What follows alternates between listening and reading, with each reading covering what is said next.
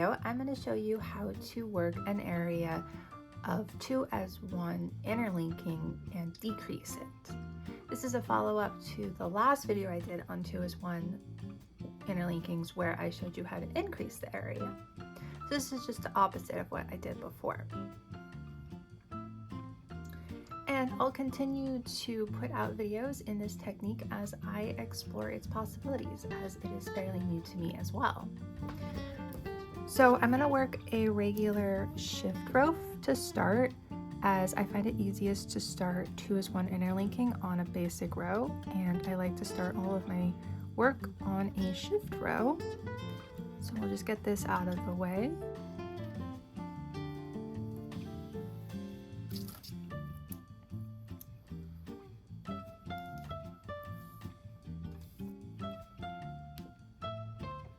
Okay, so now I'm going to work this basic row, and I'm going to start by doing 2 as 1 and then switch to regular partway through.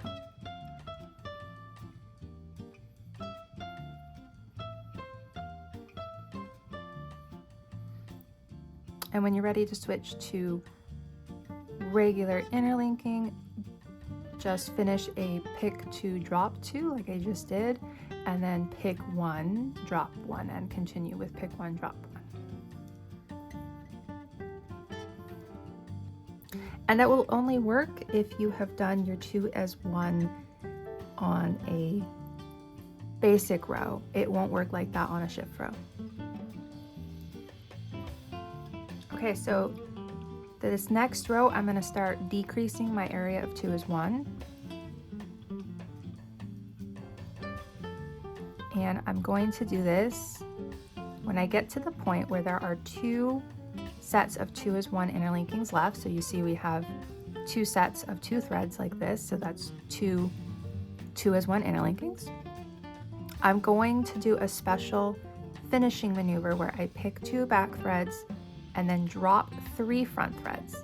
So I'm dropping 2 and then 1 from the next set of 2, like so. And then you're set up to continue regular 1-1 interlinkings.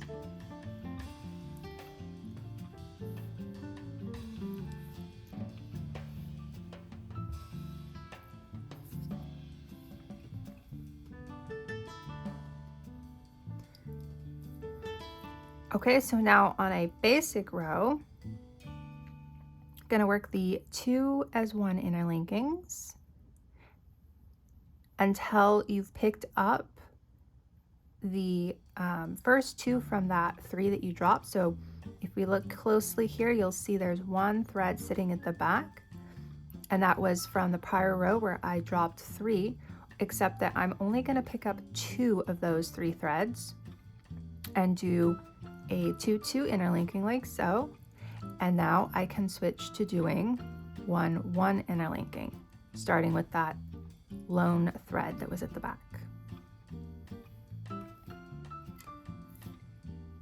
Okay, so let's go ahead and go over both of those again, because this is a little bit complicated. So this is a shift row. I'm going to work 2 interlinkings until I have, let's put that back down, until I have 2 sets of 2 as 1 interlinkings left. So I have 2 sets of 2 as 1 interlinkings left. I'm going to do a pick 2, and then I'm going to drop 3. So that's this set of 2 and then 1 from the next set of 2. And then I'm going to, and keeping this last 1 front thread in my left hand, continue with 1-1 interlinkings like so.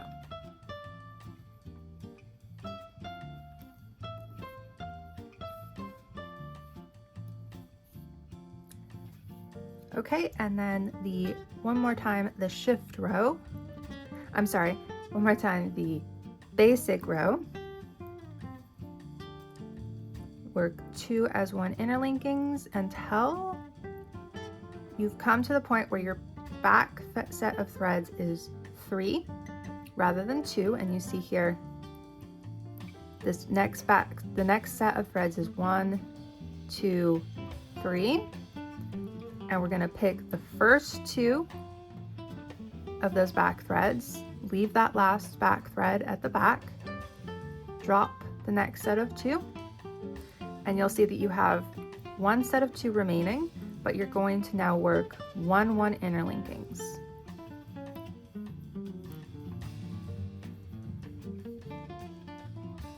So there you go. That is how to decrease your area of 2 as 1 interlinkings. Okay, so there is my decreased section of 2 as 1. It isn't as obvious on this side of the work, and this side got really loose, so it doesn't look quite as neat. But the other side of this, there is a faint line right here. So you can use this for patterning, but I'm actually more interested in it at this point for shaping a garment. But do take into note that you will get some interesting patterns out of this as well, both when it's stretched and then also when it's not stretched. So there you go. That's how to decrease a area of 2 as 1 interlinking in a area of regular 1 interlinkings. And make sure that you're following me for more videos on this technique and other sprung techniques. Thanks so much for watching. I'll see you next week.